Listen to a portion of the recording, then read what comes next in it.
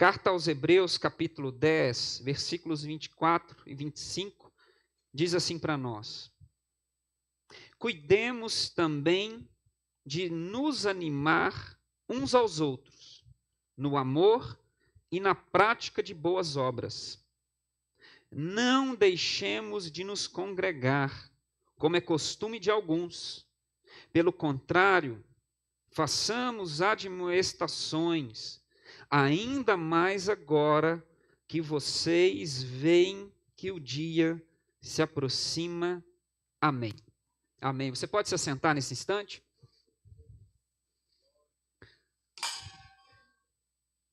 Sem dúvida alguma, a palavra de Deus ela é poderosa. Poderosa.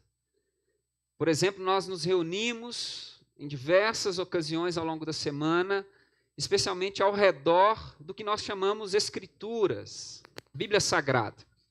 Mas fato é também que, além das Escrituras, nós temos um outro grande testemunho na nossa história, na nossa experiência, em que a palavra de Deus nos é pregada, e que se estivermos com os olhos abertos, o coração aberto, estivermos sensíveis, nós vamos aprender a respeito de Deus muitas verdades espirituais.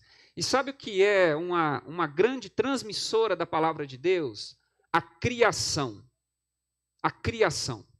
Por exemplo, o Salmo 19 vai dizer para nós que os céus declaram a glória de Deus e o firmamento proclamam as obras de suas mãos. E o salmista vai continuar dizendo a respeito disso, ele vai dizer assim: a gente não ouve a voz, nenhuma palavra é mencionada, mas a sua voz ecoa por toda a terra. Ou seja, Deus também fala sem falar. Fala sem palavras, ou seja, a sua criação, a ordem natural das coisas, essa engenharia do universo, vamos dizer assim, olhando para cada coisa no seu devido lugar, o funcionamento da vida natural, que, vamos ser sinceros, não tem nada de natural, tudo isso aponta para a glória de Deus, para as verdades espirituais que Deus, além das Escrituras, imprimiu na criação, toda a criação. Basta sermos pessoas atentas a isso. E durante essa semana, enquanto pensava na pregação de hoje, pensava na reflexão para hoje, há algo da nossa natureza, da nossa criação, que aponta para a glória de Deus, e dentro dessa série, Siga-me, nos ajuda a pensar a respeito desse tema do discipulado. Você já estudou, já percebeu, já prestou atenção num fenômeno chamado migração de aves? Já percebeu, não sei se você na sua época de escola, tem muito tempo que eu passei pela escola, mas há um fenômeno da natureza que é a migração de aves. Obviamente que nem toda ave migra, todas se deslocam, mas há um fenômeno chamado migração. De tempos em tempos, por algumas razões ainda estudadas, há muitas hipóteses, mas não se sabe ao certo o motivo, ou pelo menos o motivo pleno, muitas aves saem da sua localização e migram, se deslocam quilômetros, milhares e milhares de quilômetros para outros lugares. Algumas aves, para você ter ideia, atravessam continentes, vão para outros pontos da Terra, outros habitats, outras geografias. Alguns vão pensar e vão dizer que elas fazem isso por causa do clima. Talvez estão num lugar em que o clima agora não é favorável para a reprodução, ou naquele momento do ano, o risco por causa dos predadores aumenta, então elas vão se deslocando, às vezes por proteção, por comida, para um clima melhor. Não se sabe ao certo, mas o fato é que essas aves migram. E sabe o que é interessante? Há uma ciência por trás da migração dessas aves. Grande parte desses grupos migratórios fazem isso, sabe como? Num formato de um V invertido. Voam como se fosse um V invertido. tem uma formação, a formação com a qual essas aves migram é muito interessante. Primeiro porque elas migram em grupo. Elas vão coletivamente, elas fazem uma formação, uma espécie de V invertido, a fim de que consigam fazer esse voo. Sabe por quê? Essa formação produz para elas uma considerável economia de energia. Por exemplo, as primeiras aves, estão lá na frente, elas têm uma resistência do vento maior do que a segunda, que é maior do que a terceira, que é maior do que a quarta. Então, enquanto as primeiras aves vão batendo as suas asas, elas vão cortando o vento, elas vão criando uma espécie de vácuo que vai facilitando para que as aves que estão atrás tenham mais facilidade de bater as suas asas. Vão economizando energia. E isso faz com que essas aves consigam voar distâncias muito maiores. E é óbvio, se você gasta menos energia para voar, você vai voar uma distância maior. Algumas alcançam até 70% a mais do que conseguiriam se fossem sozinhas. Outro ponto é que a economia de energia é favorável por quê? Porque uma ave vai descansando a outra ave. E eu não sei se você já percebeu, talvez não, porque eu não tinha, que elas vão fazendo, sabe o quê? Uma espécie de revezamento. A ave que está na frente, daqui a um tempo, ela vai se cansar. Então, ela sai da sua posição frontal, outra ave assume, para que elas vão descansando. Então, elas vão revezando o posicionamento nessa formação. Para que economia de energia? Para que nenhuma ave fique para trás. Nenhuma bata suas asas excessivamente e vá ficando para trás. Outro ponto interessante é que elas conseguem guiar umas às outras. É fato que nos bandos sempre há algumas aves mais maduras, outras mais novas. Especialmente as mais novas, que não têm ainda aquele senso de direção calibrado, não têm uma noção exata de como se localizarem, porque esse é um outro ponto.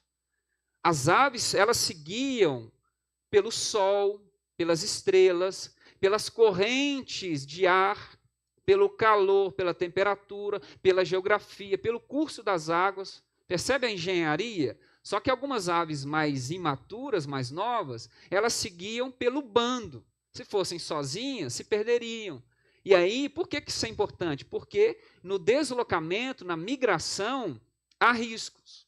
Enquanto aves estão migrando, há aves muito maiores, predatórias, que colocam essas aves em risco. Então, elas vão em bando também, sabe por quê? Porque isso inibe o ataque de outras aves predadoras. Então, você percebe a ciência que há por trás de um simples voo migratório de aves. E por que eu disse isso? Porque os céus declaram a glória de Deus. O firmamento anuncia, proclama a obra de suas mãos, e por meio de ações sem palavras, a palavra de Deus ecoa sobre toda a terra, e nós podemos aprender muito de Deus se estivermos com os olhos abertos para essa engenharia universal que Deus criou. Engenharia universal. E o que isso tem a ver conosco? Porque sem falar, as aves ensinam para nós um aspecto muito importante desse segmento de Jesus. Desse segmento de Jesus. Porque o chamado de Jesus para o discipulado, siga-me, é o chamado que Jesus faz. Naturalmente, quando o ouvimos, quando damos ouvidos a esse chamado do céu, ele automaticamente nos insere numa experiência comunitária. Então é nítido, se eu sigo Jesus e você segue Jesus, é natural que seremos reunidos numa comunidade. E aí Jesus está nos ensinando, Deus está nos ensinando, a palavra de Deus está nos ensinando aqui, e a natureza está nos ensinando que só é possível viver uma experiência legítima, satisfatória, que agrade a Deus e que conclua-se no tempo certo, que seja efetiva no tempo certo, se nós entendermos e nos submetermos à realidade de que a experiência cristã é uma experiência comunitária. Eu não sei se você já ouviu, ou já falou, ou pensa, ou já pensou assim. Há uma frase muito perigosa. A igreja, às vezes, ela gosta muito de frases, né? Nós estamos até na era de frases. Basta você abrir Instagram, você vai provavelmente ver alguém posicionado assim, com uma frase lacrante embaixo. A gente adora essas coisas. Tem uma frase perigosa. Cresci ouvindo isso, cresci acreditando nisso, até que entendi que isso é uma baita mentira perigosa se a entendermos mal. Salvação é individual. Já ouviu isso? Salvação é individual. Como se nós pudéssemos individualmente viver essa experiência de salvação. É fato que é necessário que você, pessoa, indivíduo, decida por Cristo. Eu não posso crer por você. Eu não posso tomar a decisão por você. Por exemplo, eu tenho uma filha. Por mais que eu a discipule, ore, a ensine, me gaste, tenho feito isso já, ensine, seja uma referência espiritual para ela, vai chegar um momento que ela terá que tomar a sua própria decisão, que a minha fé, ela tem um limite sobre a vida dela, porque à medida que ela vai crescendo, espera-se que ela se torne autônoma.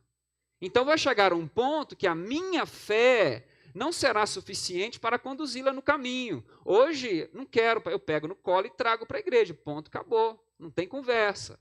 Ah, não quero, você vai fazer. Você mora onde? Quem que paga as suas contas? Então, lá em casa, manda eu e a mãe. Acabou. Mas vai chegar um ponto que ela vai ser autônoma. Ok, a fé tem essa dimensão pessoal da responsabilidade da decisão. Mas por que você crê em Jesus? Como é que essa fé chegou a você? Como é que você tem nas mãos esse livro sagrado? Como é que é possível você estar aqui agora nessa manhã, numa estrutura como essa, ouvindo alguém? Como é que isso foi possível? Como é que foi possível essa mensagem de salvação chegar a você? E como é que foi possível, entre altos e baixos, você permanecer firme nessa fé até hoje, se você pensar que você andou sozinho? Isso é uma grande mentira. Nós só cremos em Jesus porque pessoas viveram, se comprometeram, testemunharam, deram a sua vida, pregaram, evangelizaram, e por causa dessas pessoas nós estamos aqui. E certamente por causa de nós, algumas outras pessoas estão aqui. E por causa de nós, muitas e muitas pessoas estarão aqui. Então nós vamos entender que sim, há uma dimensão pessoal. Pessoal, eu posso estar numa comunidade, se não houver uma decisão pessoal, eu posso não experimentar o que a comunidade experimenta. Mas a experiência cristã, ela se faz na comunidade. A obra de salvação nos insere num corpo. Não faz de mim um corpo, ela me insere num corpo. E por que é importante entendermos que nós somos uma comunidade? Nós somos uma experiência coletiva da fé. Os pássaros nos ensinam isso. Perceba o que Hebreus está dizendo para nós. Perceba que, vejam o alerta que Hebreus dá para nós. Versículo 25. Cuidado, cuidado, não deixe de congregar, como tem sido costume de alguns.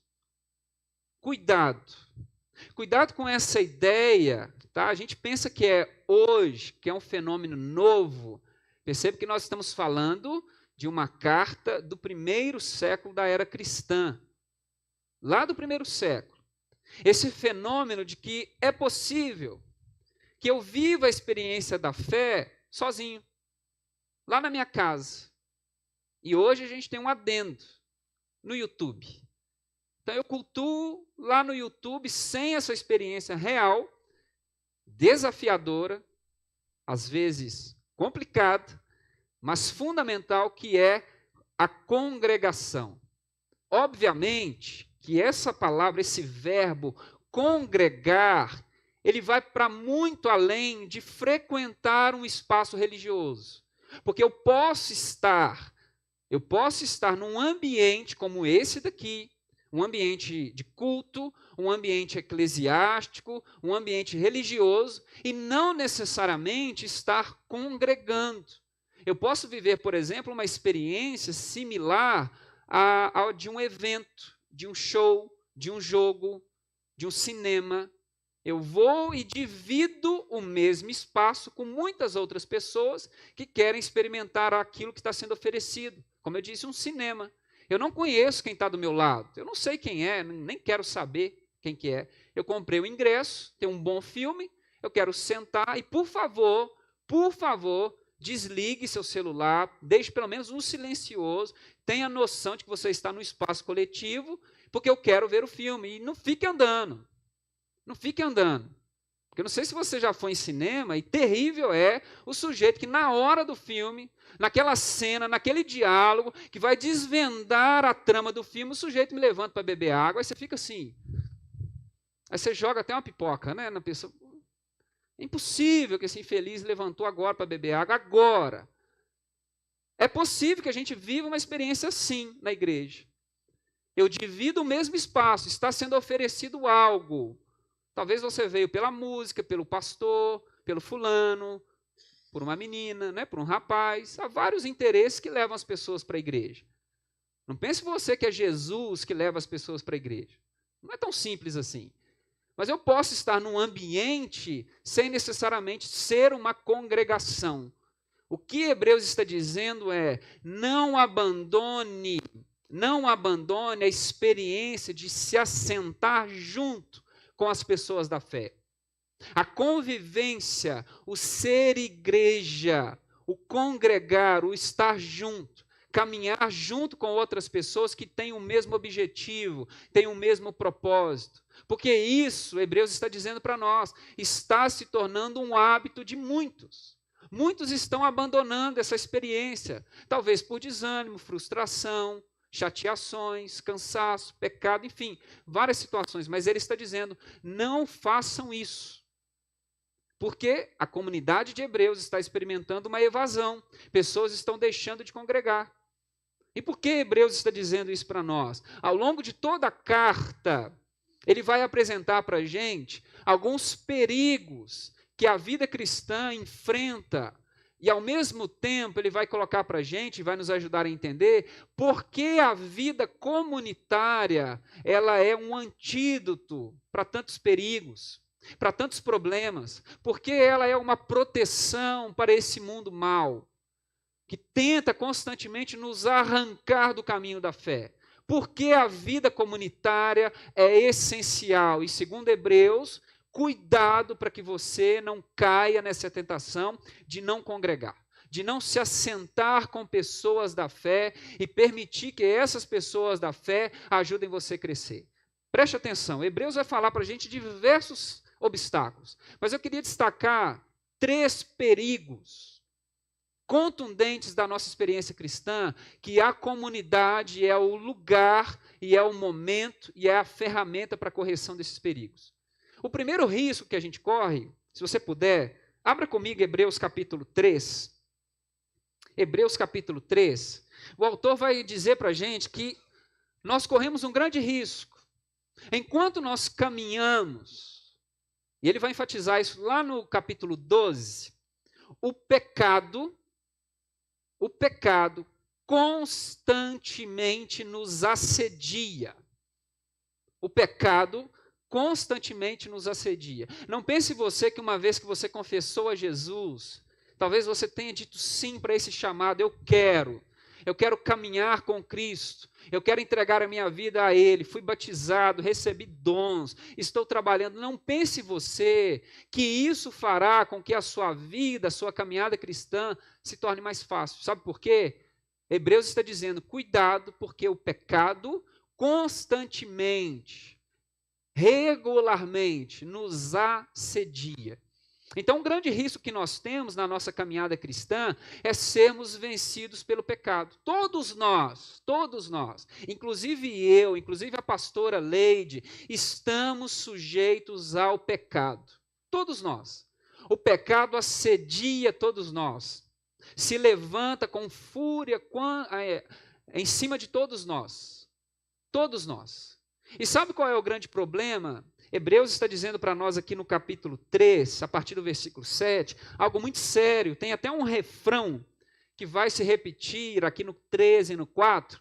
Hoje, se ouvirem a sua voz, não endureçam o coração, como foi na rebelião no dia da tentação do deserto, onde os pais de vocês me tentaram, pondo-me à prova, e viram as minhas obras durante 40 anos.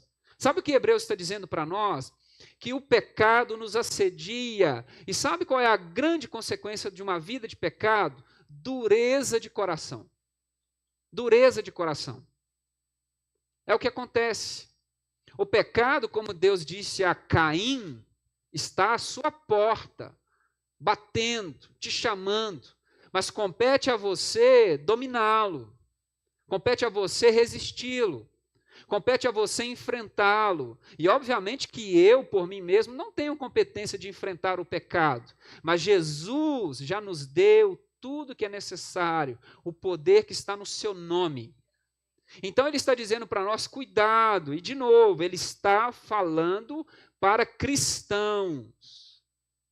A carta de Hebreus é uma carta direcionada a uma comunidade de fé, pessoas que estão experimentando da fé, que foram salvas, que estão caminhando em direção ao propósito de Deus. Então ele está dizendo, quando vocês ouvirem a palavra, cuidado, não endureçam o coração. Sabe por quê? O pecado constantemente nos assedia.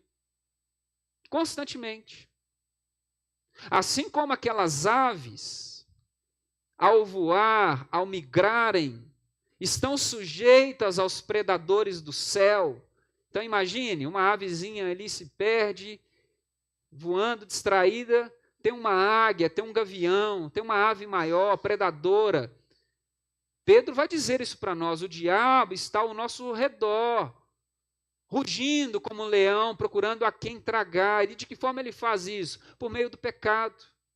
O pecado nos assedia. Imagine você numa jornada, num caminho, e o pecado como se fosse uma espécie de uma entidade tentando seduzir você, chamar você para que você cogite, pense que há outras coisas melhores do que andar no caminho de Deus. E sabe qual é o perigo? Quando a gente cede, aquilo vai abrindo porta, aquilo vai, é como um grude, como um piche, aquilo vai nos colando, aquilo vai nos colocando cada vez mais comprometidos, vai nos levando para cada vez mais longe, porque se a santidade torna o nosso coração de carne e o nosso ouvido sensível à voz de Deus, o pecado faz o contrário, vai nos dando um coração de pedra, e cada vez mais nós vamos ficando menos sensíveis à voz de Deus. Então, Hebreus está dizendo para nós, cuidado, cuidado, cuidado. E o versículo 13, olha o que ele vai dizer. Pelo contrário, e aqui Hebreus está dizendo para nós e ajudando a gente a entender por que a comunidade é importante. Porque olha o que ele está dizendo. Pelo contrário, animem uns aos outros todos os dias, durante o tempo que se chama hoje, a fim de que nenhum de vocês seja endurecido pelo engano do pecado. Por que a comunidade é importante? Porque posso eu, em alguns momentos da minha vida, estar envolvido, sem perceber, em situações perigosas, pecaminosas, que meu coração já está endurecendo ou está tão duro que eu não mais consigo discernir a minha própria situação. Eu não consigo mais ver. Eu não tenho mais a capacidade de perceber a rota perigosa na qual eu estou agora. Você já tentou conversar com alguém teimoso, obstinado? Você estando de fora da situação, é nítido, você olha para a pessoa, você olha para a situação, você olha para a experiência e você sabe, isso não vai dar legal. O resultado disso é certeiro que será prejuízo, mas a pessoa está ali tão obstinada, insistindo naquele projeto, naquela questão, que ela não consegue ver. Então, o que Hebreus está falando? Por que a comunidade, quando ela entende a sua própria vocação, ela é importante para esse processo de discipulado? Porque ela nos livra do engano causado pelo pecado.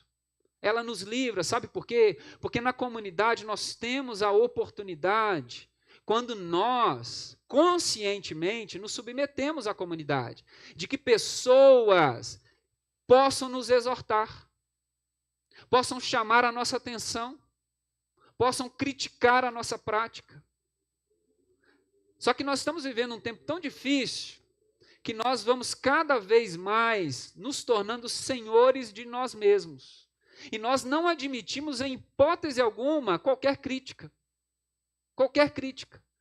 E geralmente quando nós temos uma crítica, a gente sai daquele espaço, sai daquele ambiente, sai daquele momento, para que no fundo a gente busque ouvir o que a gente quer.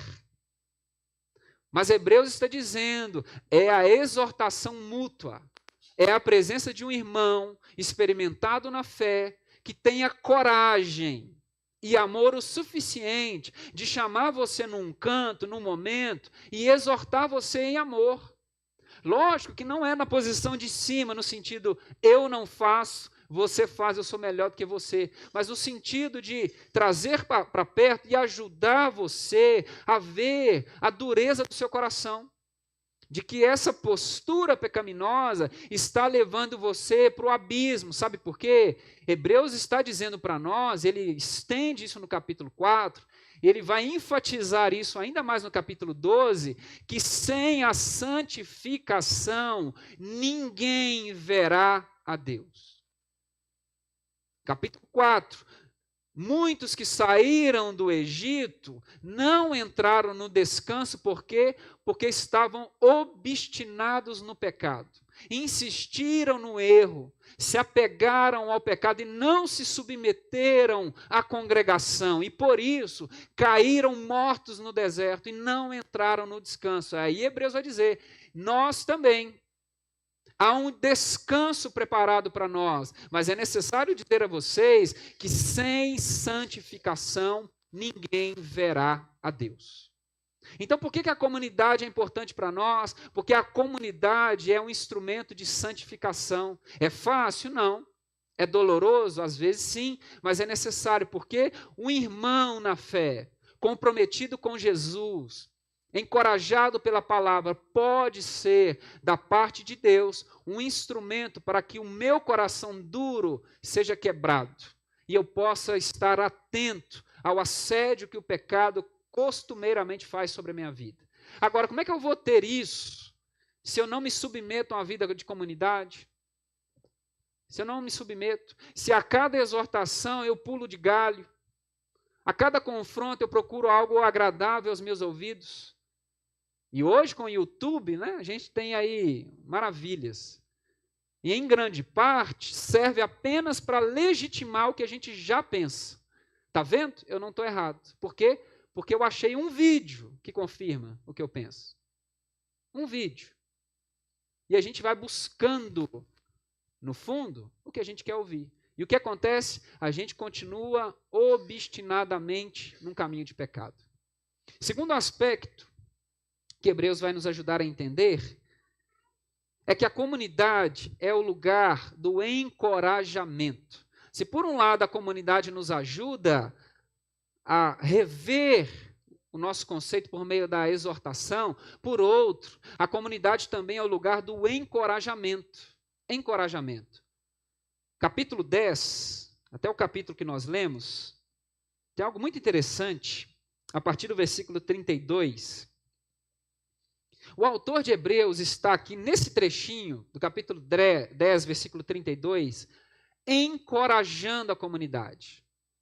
Perceba o que ele faz. Lembrem-se dos dias passados, quando depois que vocês foram iluminados, Vocês sustentaram grande luta e sofrimentos. Em certos momentos, vocês foram transformados em espetáculo, tanto para serem insultados, quanto para serem maltratados. Em outros, vocês se tornaram coparticipantes com aqueles que foram tratados assim.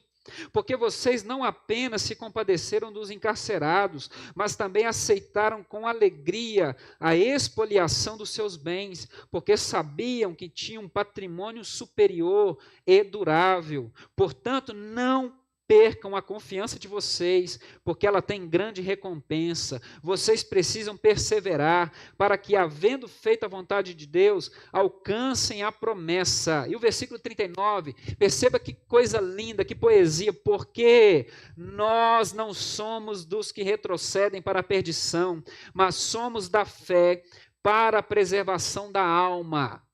Você percebe aqui alguém encorajando outras pessoas? Ele está dizendo, lembrem-se, lá no passado, em outros dias, vocês eram modelo. Vocês estavam do lado das pessoas que sofriam. Vocês foram feitos de espetáculo para a elite que estava perseguindo vocês. Foram insultados, maltratados, zombados, até confiscaram os bens de vocês. E sabe o que vocês fizeram? Continuaram.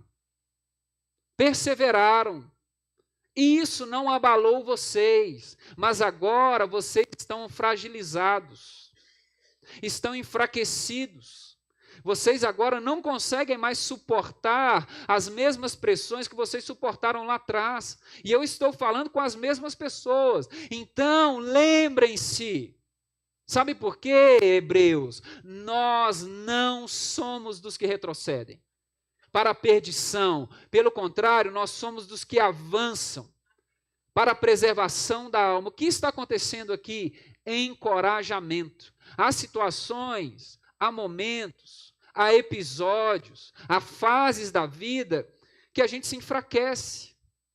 E não é necessariamente o momento em que estamos sendo vencidos pelo pecado. Uma coisa é sermos vencidos pelo pecado e o nosso coração ser endurecido por causa do pecado, mas também a realidade de que nós somos, às vezes, tomados de um peso.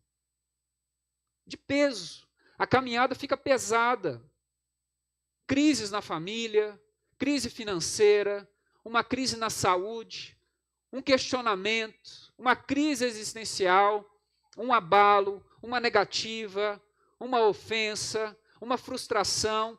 Coisas acontecem na caminhada cristã que são carregadas de potencial de minar o nosso ânimo. Isso é natural, todos nós.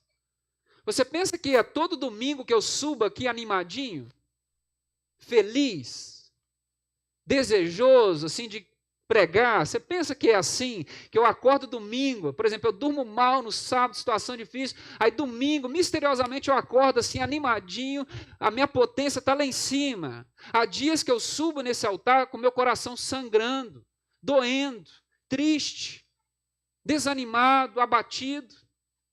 Mas eu me lembro que o que eu vou falar aqui não é palavra minha, é palavra de Deus, e ela não volta vazia. E sabe o que mais? O ouvido mais próximo daquilo que eu estou dizendo são os meus. E eu desço animado, sabe por quê? Porque não tem a ver comigo, tem a ver com a palavra, porque a comunidade é o lugar do encorajamento. Então nós precisamos decidir, isso é uma decisão, nos submetermos a uma vida comunitária, sabe por quê? Porque haverá situações, haverá momentos, haverá fases que você será sucumbido pelo desânimo, o cansaço. E se você não tiver braços, ombros, apoio, oração, intercessão, pessoas para arrastar você, você sim poderá ser vencido pelo pecado. Sabe por quê? Porque você estará tão cansado, tão desanimado, que outras coisas serão mais prazerosas. E aí sim, o pecado poderá vencer você. Então a comunidade é um lugar do encorajamento. Nós precisamos de pessoas que nos encorajem, que vão atrás da gente, que tenham palavras de encorajamento, que nos ajude, que peguem na nossa mão quando a gente não tiver condições, se necessário, nos levem no colo. Nos levem no colo, nos faça acreditar, mesmo quando a gente não acredita mais. Porque isso acontece o tempo todo. Nós somos o tempo todo encorajados a fazer coisas, mas que sejamos aqui nesse lugar encorajados a buscar o Senhor. Encorajados, então, decida viver a vida na comunidade para que você tenha oportunidade de encorajamento. Sabe por quê? Porque os dias maus chegam. Os dias maus chegam. Talvez você esteja agora, nesse momento, animadinho. Como diz o bispo Adriel, né? Animadinho, está lá, fortinho. Mas vai ter dias, talvez, que você não vai querer sair da cama. Você não vai querer sair da cama. E como é bom, nesses dias de baixa, alguém olhar nos seus olhos e liberar uma palavra de encorajamento para a sua vida. Como isso é bom. Como isso é bom. Alguém olhar para você e dizer assim, não desista. Lembrar você, às vezes não precisa dizer coisas novas. Veja o que Hebreus está dizendo, lembrem-se. Lembrem-se. Olha para a sua própria história.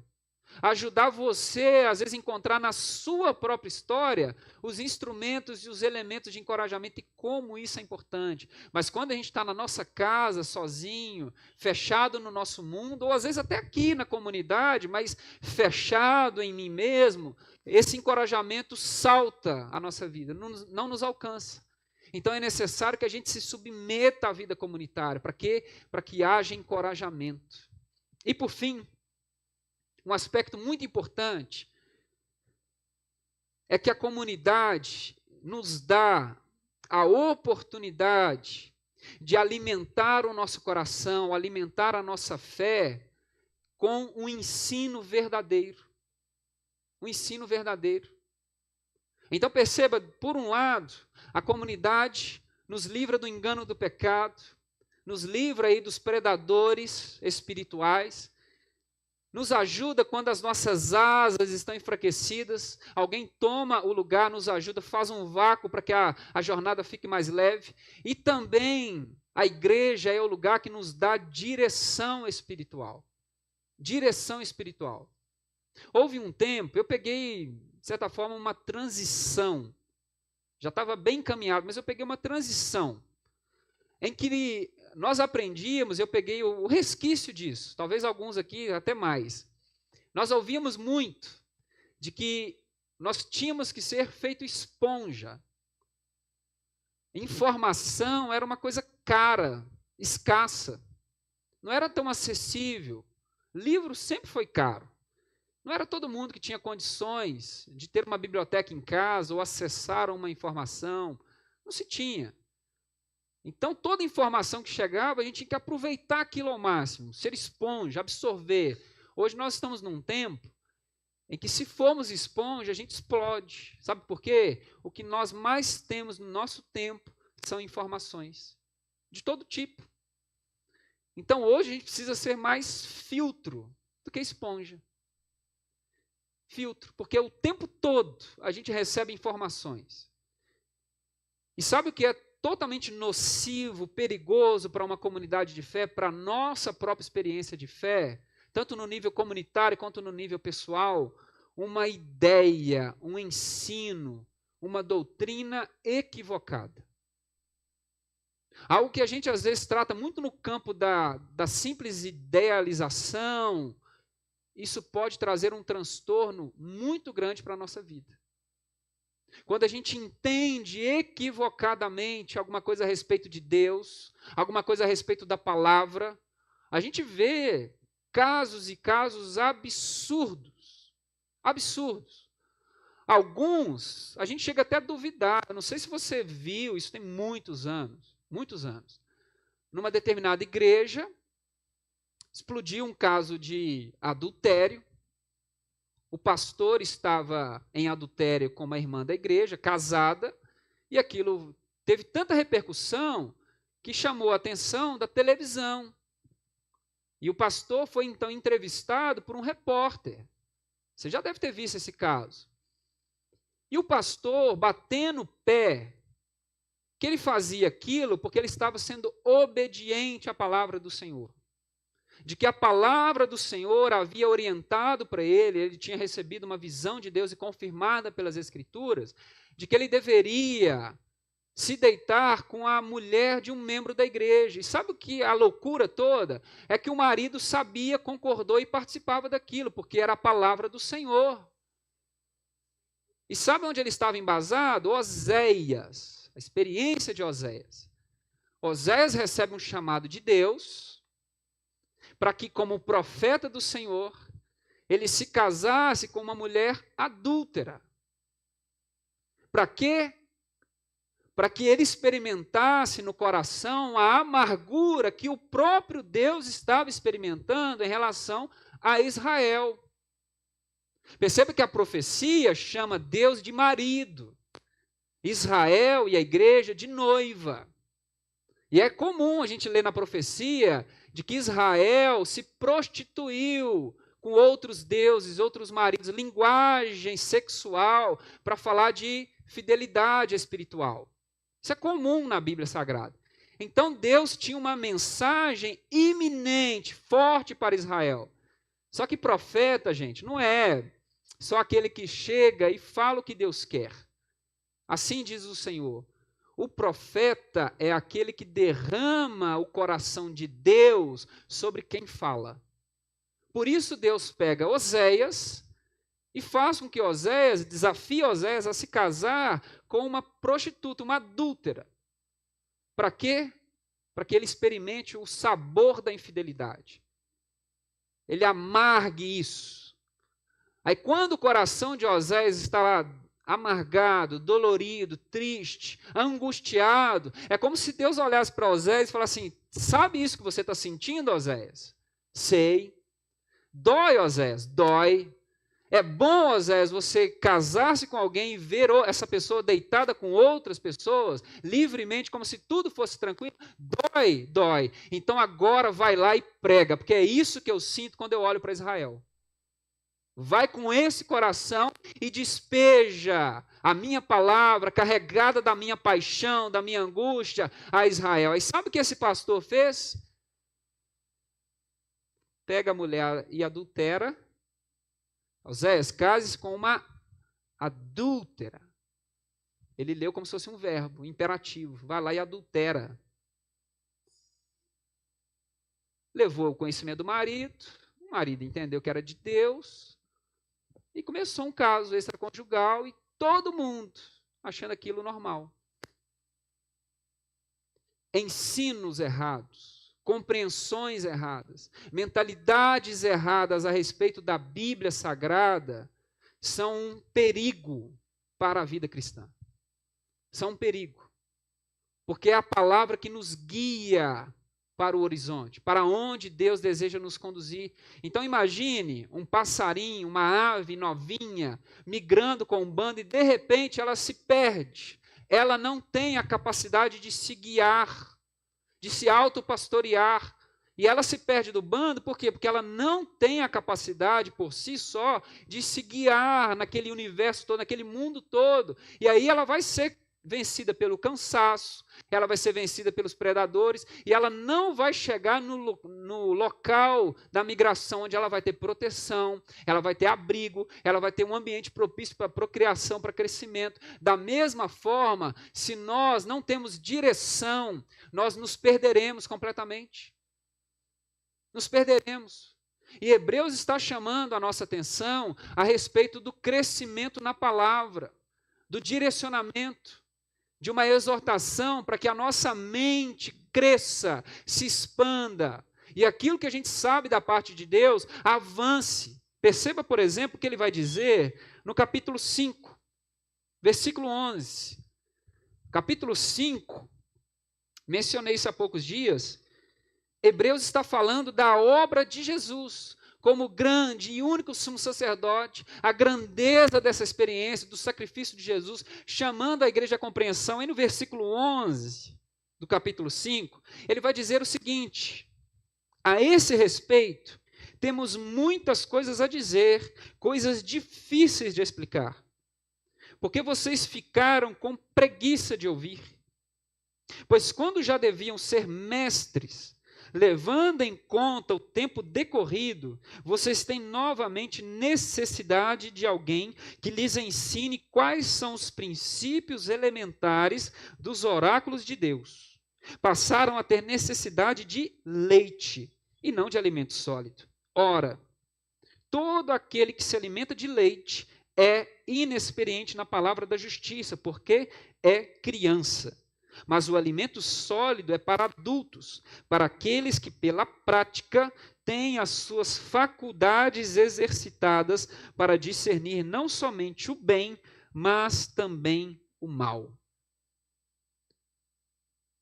Percebe a seriedade disso? Quando nós nos engajamos na vida comunitária, nós temos um privilégio, um crescimento sistemático, organizado, confiante, confiável na palavra do Senhor. Confiável. Sabe por quê? Porque a maturidade espiritual, ela passa, quer a gente queira ou não, por um trato sério com a palavra de Deus. Trato sério. Perceba o que Hebreus está dizendo aqui. Sem a palavra, sem uma experiência, sem um engajamento na palavra do Senhor, nós seremos eternamente crianças, bebedores de leitinho, mamadeira, criancinhas. Porque a palavra de Deus, perceba essa expressão no finalzinho, nós temos a faculdade, as capacidades que Deus nos deu, exercitadas pela reflexão e pela prática, a fim de quê? Para que possamos discernir não somente o bem, mas também o mal. O mal. A grande característica de uma criança é que ela não tem juízo. Não tem, ela não sabe o que é perigo, o que é bom, o que é mal, o que é certo, o que é errado. Não sabe. Pai e mãe, deveria saber o que é certo e o que é errado, para que pudesse ensinar os seus filhos. Eu não posso, por exemplo, esperar que a minha filha de 3 anos tome decisões. Algumas sim, ela já tem competência, mas há outras que não dá para alegar para ela essa capacidade, porque ela não tem as suas faculdades capazes de fazer isso. E o que Hebreus está dizendo para nós? Uma pessoa, um cristão, que pela palavra não tem capacidade de discernir o bem e o mal, só entra em furada. Só entra em furada. Só enfia os pés pelas mãos. Só faz besteira. E, naturalmente, colheremos os frutos das nossas decisões. Lembra-se de Paulo? De Deus não se zomba. O que você colhe, você vai plantar. Então, olha a seriedade que Paulo está dizendo. A gente colhe o que a gente planta. E Hebreus vem e diz o seguinte: cresçam. Cresçam. Estejam num lugar, numa comunidade, em que você tenha a oportunidade de regularmente, constantemente, sistematicamente, você vá crescendo, vá aprendendo, vá se alargando, porque é isso que Deus espera de nós, porque não há outro caminho para o crescimento espiritual se não for um sério engajamento da palavra de Deus. E aí eu confesso para você, eu não levo a sério crente que não é engajado na palavra. Não dá, é bíblico. Como é que eu posso levar a sério um crente que não tem prazer, não tem engajamento, não é sério no estudo da palavra? Hebreus está dizendo para mim que é o único meio de crescimento, de alargamento, de exercitar as faculdades. Então não dá para levar a sério uma pessoa assim.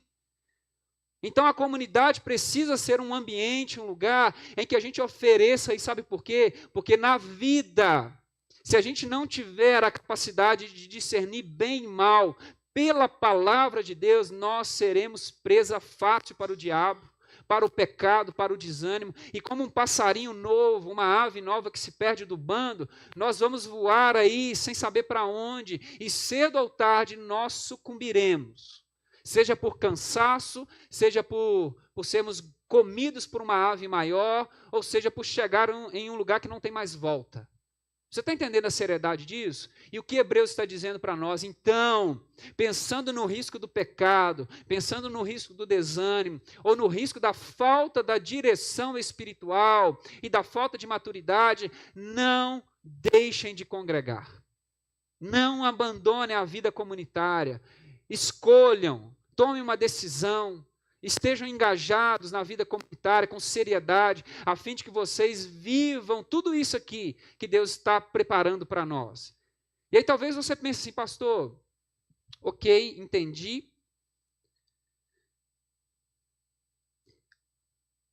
E talvez você com uma visão um pouco mais pessimista, pense assim, tá, mas eu não encontro isso aqui. Quando eu fracassei no sentido de pecado, eu não recebi apoio, encorajamento, eu recebi dedo na cara. Eu vi meu nome, eu ouvi o meu nome circulando por aí. As pessoas rindo, zombando, uma pressa para me escantear. Quando eu estava desanimado, ninguém foi me buscar, ninguém me mandou uma mensagem, ninguém me visitou, ninguém se perguntou, só falaram assim, fulano não quer nada não, quer nada. Eu sabia que cedo ou tarde aquilo ali era fogo de palha, só que o fogo durou 10 anos. Quando eu fracassei, eu desanimei, eu não tive esse apoio. E talvez você pense, pastor, mas aqui não tem ensino sério, não tem qualidade de ensino. O que a gente faz então? Aí a gente precisa tomar uma decisão. A gente precisa tomar uma decisão. Se a salvação não é uma experiência individual, ela passa pelo pessoal, mas ela é uma experiência comunitária, a sua comunidade influencia na sua experiência de salvação, a gente precisa tomar uma decisão. Ou a gente junta as nossas coisas e vai embora e procura uma comunidade que você se sinta parte dela e experimente isso, já que você pensa que não encontra isso aqui, ou você vai para outra experiência, porque isso é uma questão de salvação, nós estamos falando da eternidade. Ou, se você entende que você não vê isso aqui, não tem pessoas que diante do pecado do outro encorajam, seja um encorajador.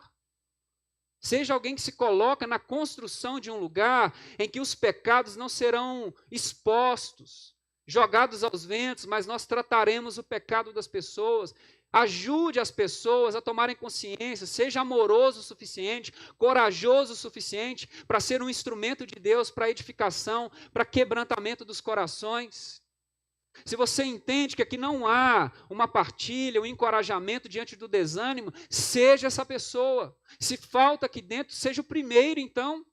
Se levante como um encorajador, abra os seus olhos, preste atenção nos bancos vazios e vá atrás, ligue, corra atrás.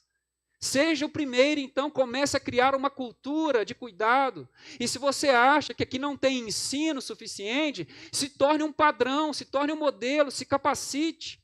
Se torne uma referência, se disponibilize para estudar, para ajudar as pessoas. Mas é necessário que a gente tome uma decisão. Ou a gente seja quente ou seja frio. Ficar morno não dá. Sentar e reclamar e não dá. Sabe por quê? Porque é a sua vida que está em risco. É a sua espiritualidade. É a sua eternidade. Ou você arregaça as mangas e ajuda a construir uma comunidade assim, em que as pessoas vão entrando e sendo transformadas, ou você pega as suas coisas e vai cuidar, vai embora.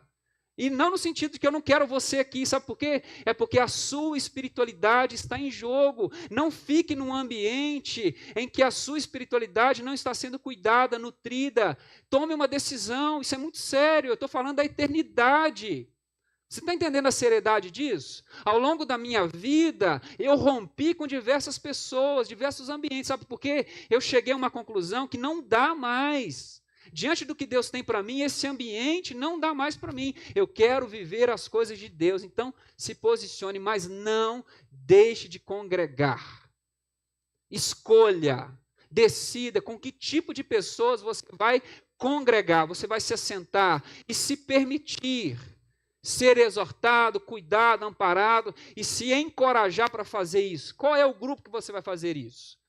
E eu espero de coração que nessa manhã você decida arregaçar as suas mangas e fique aqui. Sabe por quê? Eu creio que Deus está fazendo uma obra grandiosa nessa igreja e Deus está nos levantando. Sabe por quê? Porque Ele deseja que, como pássaros, a gente vá em formação, voando em direção aos projetos de Deus. Então, o meu pedido pastoral, decida ficar aqui, mas arregace as suas mangas e nos ajude a construir uma comunidade que vai migrar para as regiões celestes, vai migrar para o propósito de Deus, vai migrar para a salvação, e nós todos, no tempo certo, estaremos lá, no lugar, no momento que Deus preparou para nós, no descanso, para a honra e glória de Deus, em nome de Jesus. Se coloque de pé, eu quero orar por você.